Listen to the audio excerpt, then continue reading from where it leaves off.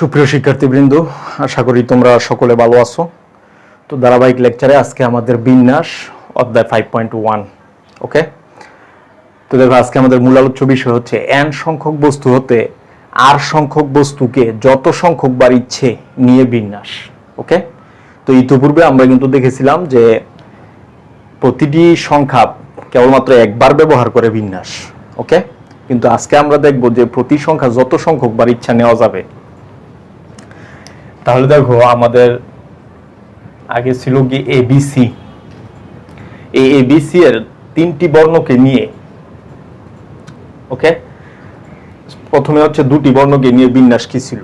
তো দুটি বর্ণকে নিয়ে বিন্যাস ছিল এবি বিএ, তারপরে বিসি সিবি, এসি সিএ। ওকে, এই 6 প্রকারের বিন্যাস ছিল। এখানে দেখো আমি কিন্তু এ কে একবারই ব্যবহার করছি, বি কে একবারই ব্যবহার করছি। এখানে দেখো বি একবার, এ একবার, বি একবার, সি একবার, এখানে সি একবার, বি একবার, এ একবার, সি একবার, সি একবার, বি এ একবার, মানে প্রত্যেকটা একবার করে আছে। কিন্তু এখন আমাদের কথা হচ্ছে যে আর সংখ্যক বস্তুকে নিব যত সংখ্যক বার ইচ্ছে। তাহলে আমরা এই ক্ষেত্রে পাইছিলাম কয়টা? 6টা বিন্যাস। ওকে, এখন দেখো আমি যদি এ বি সি হতে যত সংখ্যক বার ইচ্ছে নিই, তাহলে আমরা কিন্তু পাবো একটা এ বি, একটা বি এ, একটা হচ্ছে বিসি সিবি এসি সিএ। ওকে, এখন দেখো একাধিকবার আসতে পারে, তাহলে দুইটা এ হইতে পারে, দুইটা বি আসতে পারে, দুইটা সি আসতে পারে। ওকে, এই হচ্ছে একাধিকবার ব্যবহার করা। তো এই ক্ষেত্রে আমাদের যেটা ছিল যে আমরা দুইটা নিচ্ছি। ওকে, যদি এই ঘরে প্রথমে এ আসে তাহলে এই ঘরে কখনোই এ আসবে না। এটা ছিল প্রতি সংখ্যা একবার ব্যবহার করে, অর্থাৎ এই ঘরে এ আসছে, এই ঘরে কিন্তু সি আসতে পারে, বি আসতে পারে, কিন্তু এ কখনোই আসবে না। এটা ছিল একবার ব্যবহার করে বিন্যাস। কিন্তু এই ক্ষেত্রে দেখো দুইটা বর্ণ আমরা নিব, এ আসতে পারে, এখানেও এ আসতে পারে। ওকে, এ কে দুইবার নিলাম, এখানে বি আসতে পারে, এখানেও বি আসতে পারে, এখানে সি আসতে পারে, এখানে কি সি আসতে পারে। ওকে,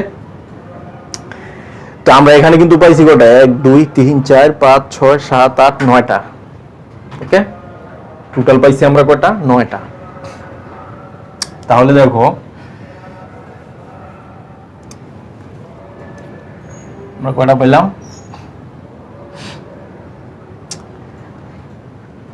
9টা পাইছি টোটাল। ওকে, তাহলে যত সংখ্যক বার নিয়ে বিন্যাস, প্রতি সংখ্যায় একবার নিয়ে বিন্যাস অপেক্ষা কিন্তু বেশি হচ্ছে। ওকে, এটা আমরা দেখতে পাচ্ছি। এরপরে দেখো আমরা যদি তিনটা নিই, তিনটা নিলে আমরা কি পাইছিলাম? এ বি সি একটা, এ সি বি একটা, ওকে, তারপরে বি এ সি একটা, বি সি এ একটা, ওকে, তারপরে ছিল কি সি এ বি একটা, সি বি এ একটা। এই টোটাল 6টা ছিল। ওকে, এখন আমরা দেখবো আমরা যদি প্রতি সংখ্যায় একাধিকবার ব্যবহার করি সেক্ষেত্রে আমরা কি পাবো? এ বি সি এখানে তো পাবোই, এ বি সি, আমরা এ সি বি পাবো, বি এ সি পাবো, বি সি এ পাবো। ওকে, তারপরে দেখো সি এ বি পাবো, সি বি এ পাবো। ওকে, তো দেখো এই পর্যন্ত কিন্তু প্রত্যেকটা একবারই ব্যবহার হয়েছে। দেখো এটাতে এ একবার, বি একবার, সি একবার, এটাতে একবার, বি একবার, সি একবার, এখানেও কিন্তু প্রত্যেকটা দেখো এ বি সি একবারই ব্যবহার করা হয়েছে। এখন একাধিকবার আসতে পারে, অর্থাৎ দুইটা এ হইতে পারে। ওকে, দুইটা এ হইতে পারে, তাহলে দুইটা এ কয়ভাবে হইতে পারে? A B, sorry, A A C, A C A, C A A, এটা হইতে পারে। আবার দেখো A A B, okay, A B A, B A A, এটা হইতে পারে।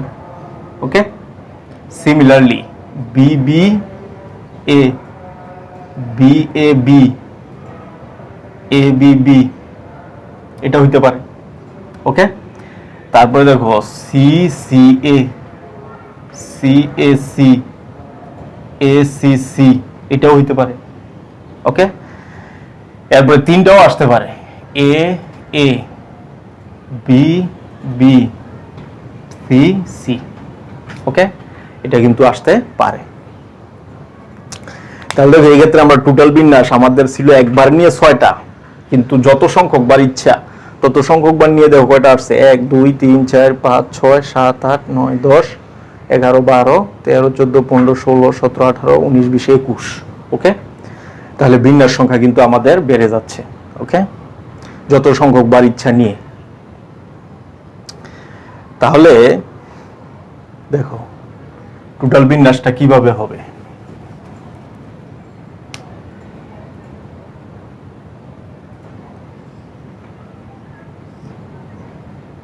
ওকে, তাহলে আমরা দেখতে পাচ্ছি যে তিনটি সংখ্যাকে যত সংখ্যক বার নিয়ে, যত সংখ্যক বার ইচ্ছে নিয়ে আমরা যদি বিন্যাস করি, তাহলে প্রথম গড় 3 ভাবে পূরণ হইতে পারে 3টা বর্ণ দ্বারা। ওকে, তো এই 3টা বর্ণ দ্বারা প্রথম গড় 3 ভাবে, দ্বিতীয় গড়ও কিন্তু 3 ভাবে পূর্ণ হইতে পারে, তৃতীয় গড়ও কিন্তু 3 ভাবে পূর্ণ হইতে পারে, কারণ এই গড়ে এ আসলে এই গড়ে এ আসতে পারে। অর্থাৎ এই গড়ে মনে করো আমি এ রেখে দিলাম, তো এ কিন্তু এই গড়ে আসতে পারে। তাহলে প্রত্যেকটা গড় 3 উপায়ে পূর্ণ হইতে পারে 3টা বর্ণ দ্বারা। তাহলে মোট বিন্যাস কি হবে, 3 × 3 × 3। ওকে, তাহলে কত হইতেছে 3 কিউব। ওকে, এই হচ্ছে বিন্যাস। এরপরে দেখো আমরা যদি আরো দেখি, সেটা হচ্ছে 4টি বর্ণ যদি আমরা নিই, A B C D, A B C D 4টি বর্ণকে যত সংখ্যক বার নিয়ে বিন্যাস, তাহলে এই ক্ষেত্রে কি আসবে, সেটা হচ্ছে দেখো প্রথম গড় 4 ভাবে পূর্ণ হইতে পারে, দ্বিতীয় গড়ও 4 ভাবে পূর্ণ হইতে পারে, তৃতীয় গড়ও 4 ভাবে, চতুর্থ গড়ও কি 4 ভাবে পূর্ণ হইতে পারে। তাহলে মোট বিন্যাস কি হবে, 4 × 4 × 4 × 4। ওকে, তাহলে আমরা কি পাচ্ছি, 4⁴। ওকে, তাহলে দেখো আমরা এইভাবে যদি অগ্রসর হই, আমরা যদি n সংখ্যক বস্তু হতে, ওকে, n সংখ্যক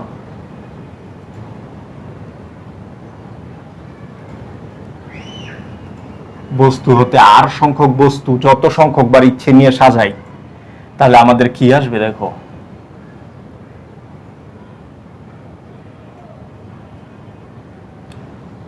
এই যে এটা প্রথম গড়, এটা দ্বিতীয় গড়, তৃতীয়, এটা হচ্ছে rতম গড়। ওকে, তাহলে প্রথম গড় দেখো, এটা 1 নম্বর গড়, এটা 2 নম্বর গড়, এটা 3, এটা হচ্ছে rতম গড়। বস্তু আছে n সংখ্যক, আমার পূরণ করতে হবে r সংখ্যক গড় যত সংখ্যক বার ইচ্ছে নিয়ে। তাহলে n সংখ্যক গড়, n সংখ্যক বস্তু দ্বারা প্রথম গড় কিন্তু n সংখ্যক উপায়ে পূরণ করা যায়। ওকে,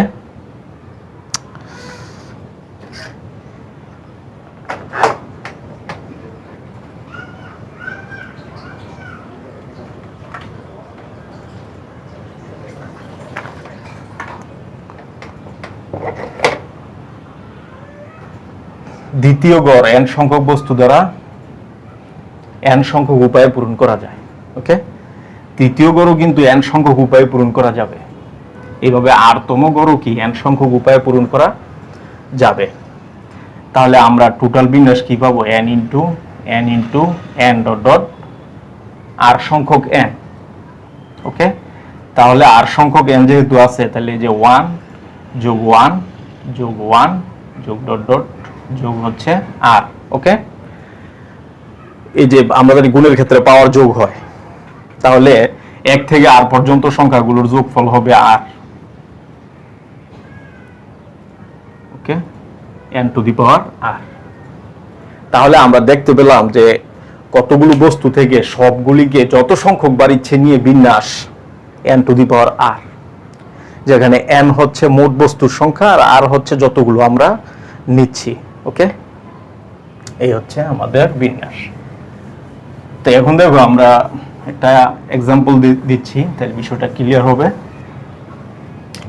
সেটা হচ্ছে 0 1 2 3 4 5 6 7 8 9। তো এখানে কিন্তু টোটাল 10টা অঙ্ক আছে। তো 10টা অঙ্কের মধ্যে বলছে যে সবগুলিকে নিয়ে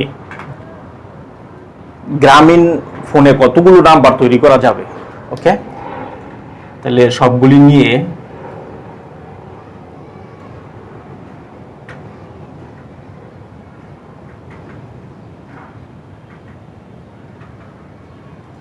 যত সংখ্যক বার ইচ্ছে, ওকে, যত সংখ্যক বার ইচ্ছে ব্যবহার করে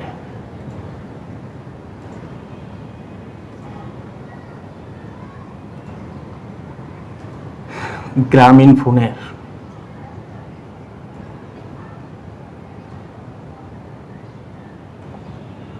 কতগুলো মোবাইল নাম্বার তৈরি করা যাবে।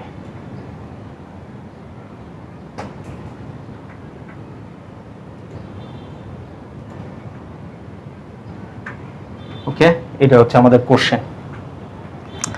তাহলে কোশ্চেন কি, যে এখানে 10টা অঙ্ক আছে, 10টা অঙ্কের সবগুলো নিয়ে যত সংখ্যক বার ইচ্ছে ব্যবহার করে গ্রামীণ ফোনের কতগুলো মোবাইল নাম্বার তৈরি করা যাবে, এই হচ্ছে কোশ্চেন।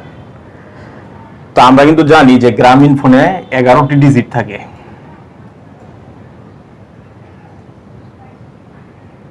ওকে, 11টি ডিজিট থাকে এবং প্রথম 3টা ডিজিট কিন্তু নির্দিষ্ট 0 1 7।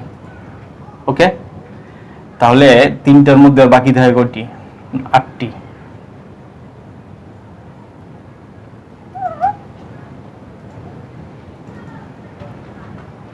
8টি ঘর। দেখো গ্রামীণ ফোনে 11টি ডিজিট থাকে, আমরা জানি একটা ফোন নাম্বারে প্রথম 3টা ডিজিট কিন্তু নির্দিষ্ট 0 1 7 থাকবেই। বাকি 8টি ঘর 10টি অঙ্ক দ্বারা আমাদেরকে কি করতে হবে? পূর্ণ করতে হবে। তাহলে দেখো মোট অঙ্ক আছে 10টি, তাহলে এই যে এখানে প্রথম ঘর 10টি অঙ্ক দ্বারা 10 উপায়ে পূর্ণ হইতে পারে। ওকে, এই ঘর 10টি অঙ্ক দ্বারা 10 উপায়ে পূর্ণ হইতে পারে। এই ঘরও কিন্তু 10টি অঙ্ক দ্বারা 10 উপায়ে পূর্ণ হইতে পারে, কারণ একাধিকবার আসতে পারে।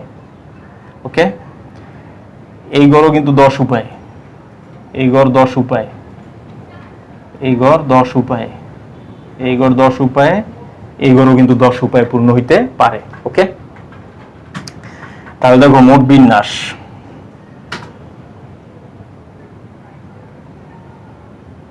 মোট বিন্যাস কি হবে? এদের গুণফল। তাহলে 10 ইন্টু 10 ইন্টু 10 10 10 10 10। ওকে, তাহলে আমরা টোটাল কি পাবো? দেখো আমরা পাচ্ছি 10 টু দি পাওয়ার 8। তাহলে 10 টু দি পাওয়ার 8 সংখ্যক গ্রামীণ নাম্বার তৈরি করা যাবে যত সংখ্যক বার ইচ্ছে নিয়ে। ওকে, এই হচ্ছে পুনরাবৃত্তিমূলক বিন্যাস, অর্থাৎ পুনরাবৃত্তি ঘটবে, মানে একই সংখ্যা একাধিকবার আসতে পারে। ওকে, তো এটা আমরা দেখলাম যে n সংখ্যক বস্তু হতে r সংখ্যক বস্তুকে যত সংখ্যক বার ইচ্ছে নিয়ে বিন্যাস হবে n to the power r। বিন্যাসটা আমরা কি পেলাম? n to the power r। ওকে, পরে দেখো আমরা আরো একটা एग्जांपल দেখি।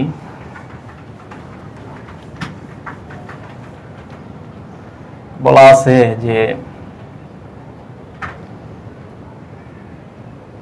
5টি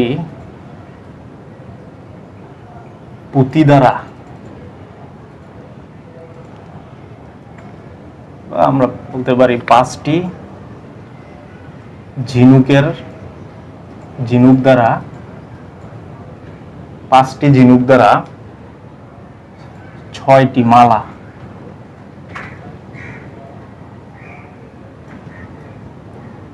কতভাবে তৈরি করা যাবে?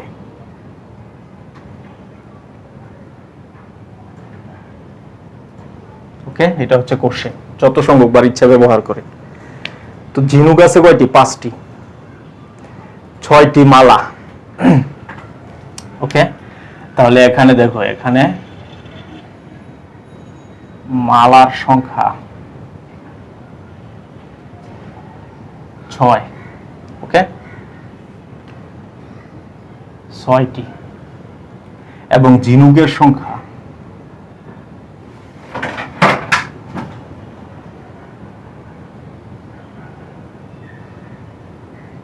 5টি, ওকে। তো এখন কোশ্চেন হচ্ছে যে 5টি ঝিনুক দ্বারা 6টি মালা কতভাবে তৈরি করা যায়। তো আমরা তো জানি সূত্র হচ্ছে n to the power r, তাই না, n to the power r। তো n এ কে বসবে, এই মালার সংখ্যা কি n এর জায়গায় বসবে নাকি ঝিনুকের সংখ্যা n এর জায়গায় বসবে, এটা হচ্ছে এখন কোশ্চেন। তো নিয়ম হচ্ছে যে ধারণ করতে পারে সবগুলি সে হবে n, দেখো যে সবগুলি ধারণ করবে, ওকে, যে সবগুলি ধারণ করবে সে হচ্ছে n, okay. R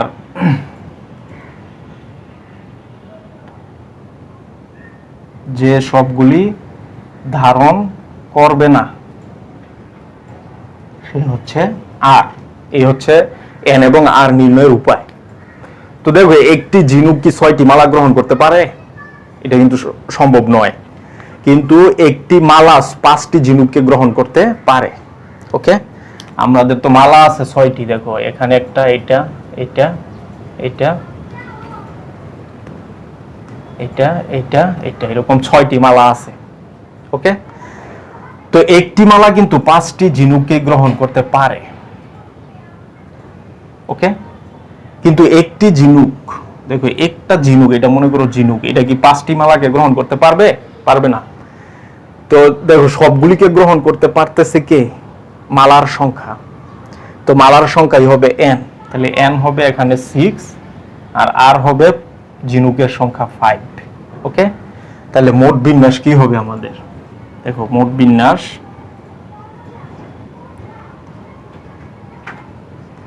n to the power r, n এর মান হচ্ছে 6 টু দি পাওয়ার 5, ওকে। মানে যে সবগুলিকে ধারণ করতে পারে সে হবে সবসময় n, আর যে সবগুলিকে ধারণ করতে পারে না সে হবে r, ওকে। এই হচ্ছে n সংখ্যক বস্তু হতে r সংখ্যক বস্তুকে যত সংখ্যক বার ইচ্ছা নিয়ে বিন্যাস। তো আমরা এটা দেখলাম। তো এইভাবে আমরা আশা করি সবগুলি অঙ্ক করতে পারবো। তো আগামী ক্লাসে আমরা শর্তাধীন কিছু বিন্যাস তোমাদের সামনে উপস্থাপন করব। সে পর্যন্ত সকলের সুস্বাস্থ্য কামনা করছি। আল্লাহ হাফেজ।